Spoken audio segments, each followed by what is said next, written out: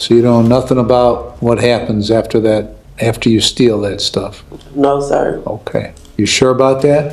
What you mean by do I know anything what happened after that? Right, that's what I mean. I mean, yeah, I know if I get caught, I'm gonna get in trouble and go to jail. I don't know. I understand that part. I got to pay the consequences for it. The consequences don't seem to faze you, though, because you keep stealing. Contour. Thank you, Your Honor. We're here this morning in the state of Ohio versus Jalita McAdams. We were last before you on May 19th of this year. At that time, the defendant did enter a plea to count 1, theft, a felony of the 5th degree. Your Honor ordered a pre-sentence report and a victim impact statement, which have been completed. We are here today for the purposes of sentencing. Ms. McAdams is requesting community control in this case. She understands that she did wrong here. She took full responsibility in the pre-sentence report. Use of alcohol and depression over the recent death of her father, and she indicates she was running with the wrong people. Gentleman and his girlfriend kind of put her up to going in this store and doing what she did. What do you want to tell me, Miss McAdams, before I sentence you? I just want to take accountability for my actions and apologize to Arthur Beauty for taking their items and apologize to the court. Who's Jesse McDade? That's Renee's boyfriend. Who's that? Renee, the one that took me to the store, her boyfriend. Renee. Who's Renee? Who's a so-called friend. I thought she was a friend at the time. You went into the store with Renee? Yeah. No, I went to the store with our dude. Who? Jesse. Where was Renee? Renee, she was sitting in the car. Why did you go into the store? Because they was going to pay me to go in there They were going to pay you for what? to go take the merchandise. So what did you do? Tell me how this plan was executed.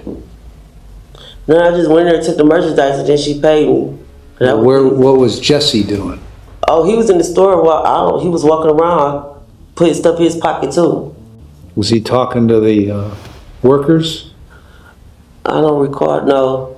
So you just went right up to the counter and took a whole bunch of sample perfumes. Yes, sir. You took 27 bottles of sample perfumes. Right? Yes, sir. What'd you do with them? I gave them to her. Well, you took a big bag in there to put them in? Where's my purse? How big is your purse? That big. It's just a deep purse. So did you take all the bottles that were out there? No. How many other bottles were out there, you think? I don't know how many other bottles, sir, but I didn't take all of them. So you took them out, you left the store. All right, we barely get started, and this case is already getting messy. Defense is asking for probation. She's apologizing, and for a second you almost think the judge might buy it. Then boom, he starts asking who actually planned this whole thing. Bro really thought saying, "They told me to do it," was going to make this better. Judge's face, stone cold, barely blinking, just quietly pulling every detail out of her. Wait, if she only got paid $150, who really made the money? You're gonna want the next part. And where'd you go? No, I went back home with my nieces and nephews. Well, you went into the same car you came in, right? Oh, yeah. With Jesse driving? Or who No, was driving? Renee was driving. What's Renee's last name? What's her? I think it's Ramsey. Huh? Ramsey. Ramsey and Yeah. Jesse McDade? Yes, sir. How long had you known them? Not too long. Where'd you meet them? Through another friend. Huh? This girl named another female. Who's the other female? I'm trying to remember her. Taisha Jones. How'd you know Taisha Jones? Running the streets, sir. And she introduced you to Renee and Jesse McDade? Yes, sir. Why? Because I was asking how can I make some fast money. And so then you met Jesse and Renee, and how did they tell you were going to make some fast money? They told me what to do to go in the store, and they bought me some drinks, and I went in there. So did you get back in the car? Yes, sir. Where did you guys go? After we left the store, they dropped me off. Where? To my sister's house. How much they pay you? Well, it was $150. They gave you $150 for going there and stealing $4,400 worth of stuff? Yeah. Oh, they ripped you off, didn't they? Yes, sir. Now, you're the only one that got caught, right? Yes. Jesse's still out there running around stealing perfume bottles. What does he do with them? I guess he sell them. I don't know. I don't keep up with him like that. What? I don't keep up with him, sir. Were you with him on the day before also? No. Who were you with the day before? You talking about the gun? I don't know. You don't know? I know I wasn't with them. Huh? I was not with them, sir. Well, you were in North Olmsted in an Ulta store there the day before, right? Stealing perfume bottles? I don't think that was the day before. That was the day before. Oh, it was? Who were you with? Oh, well, then I was with them then. I didn't know that was the day before, though. How much did they pay you for that one? I forgot. How much did you steal there? I don't remember, sir. You're pretty much a lifelong thief, aren't you? Nah, this is where the story gets wild. She starts naming names, admits they promised her fast money, and then casually says she got paid $150 for stealing thousands of dollars worth of perfume. I mean, that's not a hustle. That's getting robbed while committing a robbery. Judge leans back with that tiny smirk like, you seriously accepted that deal? Then comes a bombshell. Turns out this wasn't even the only theft. Wait until you hear what the judge asks next, because it changes everything. Yeah. Why? Well, I had a hard life growing up, and it be difficult for me to get a job.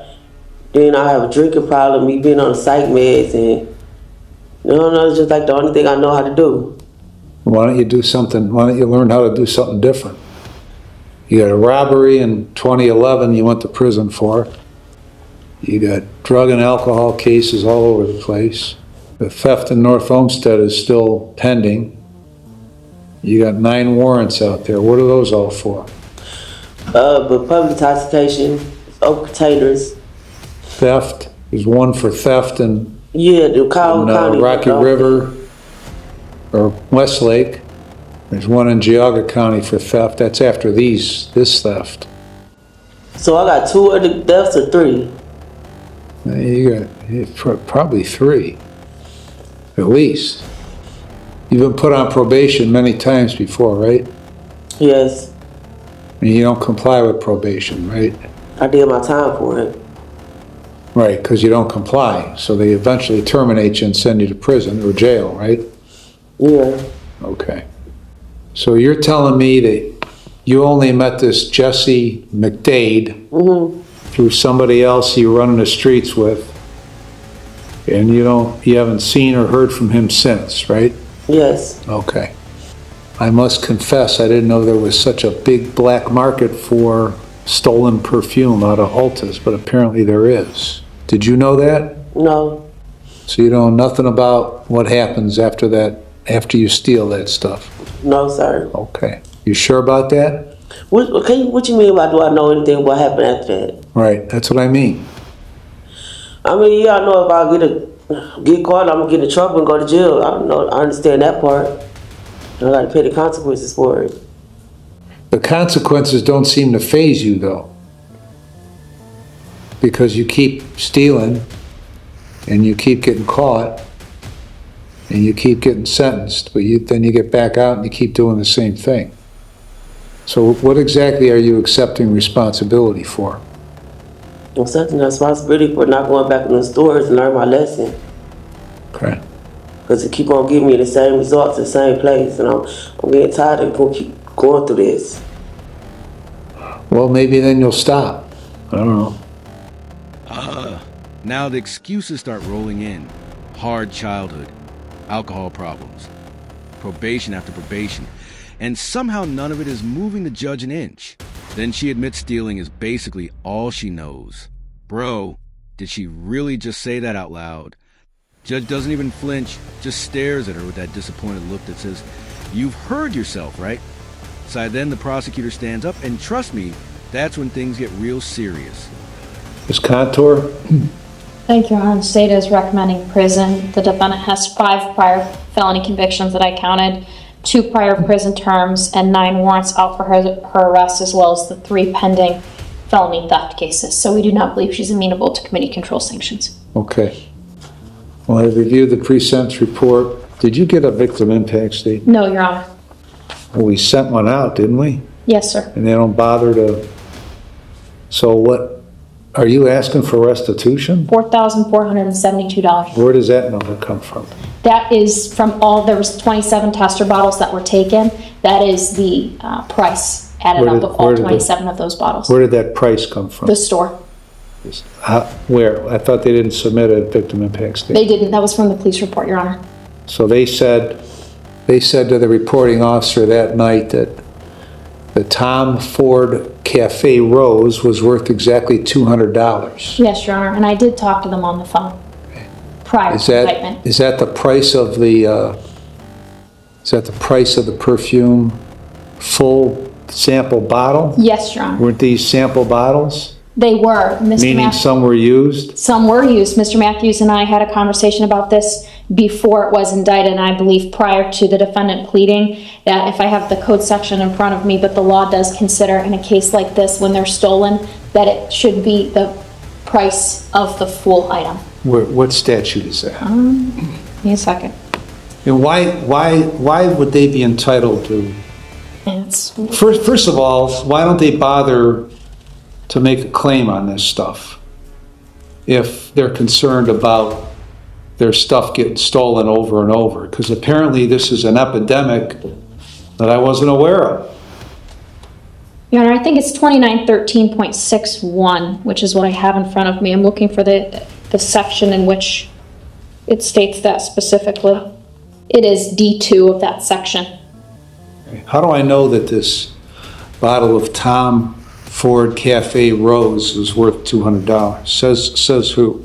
That was reported to the officers at the time that this theft was reported by employees of Ulta. Okay. Has that been verified at all by any means? That's what they reported to the officers. So just what they said it is worth? Yes. All right. Prosecutor isn't sugarcoating anything. 5 felony convictions, prison history, pending thefts, 9 warrants. Bro, that's a list, not a resume. Then the conversation takes the weirdest turn imaginable. They're debating the value of stolen perfume testers like it's a luxury auction. Judge raises an eyebrow, starts questioning every dollar amount, and you can almost see him thinking, somebody better prove this. But don't relax yet, because sentencing is only seconds away. Okay. All right.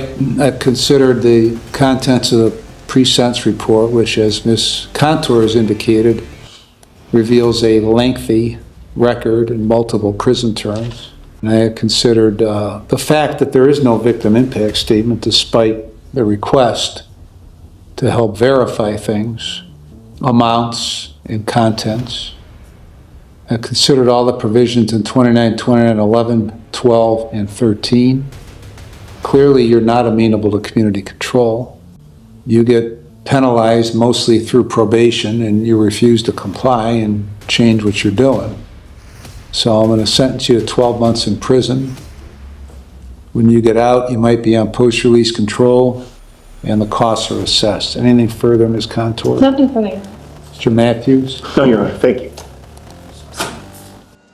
And here it is, the moment everyone's been waiting for. Judge lays everything out. Probation didn't work. Prison didn't change anything. And excuses finally run out. No dramatic speech. No hesitation. Just one calm decision that lands hard. Judge barely changes his expression, delivers a sentence, and the courtroom goes quiet. Bro, actions really do catch up eventually. If you enjoy courtroom moments that keep getting crazier by the minute, hit like, subscribe, and stick with Case File USA. Because trust me, we've got plenty more.